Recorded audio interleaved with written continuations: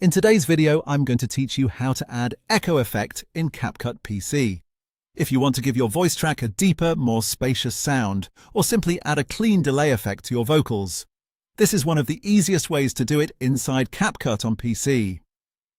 The nice thing is that everything you need is already built into the editor, so you can apply the effect and fine-tune it in just a few moments. To begin, go down to your timeline and isolate the voice track you want to edit.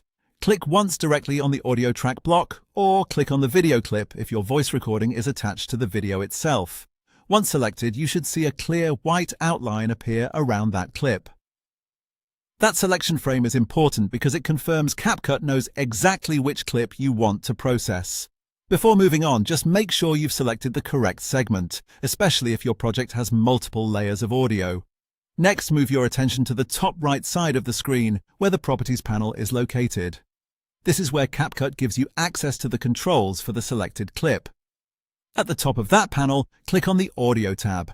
After that, look just below for the sub-tabs and choose Voice Changes.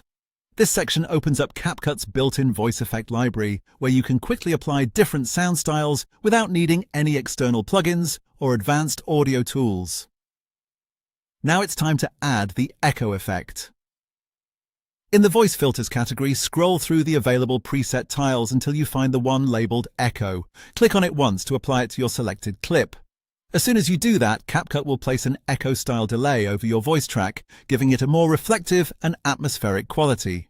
From there, you can fine-tune the sound so it fits your project better.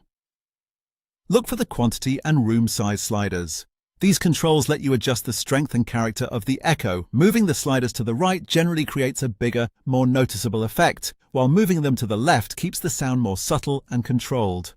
It's a good idea to play back your clip as you adjust these settings so you can hear the changes in real time and stop when the voice sounds clear, balanced, and naturally spacious. And that's it.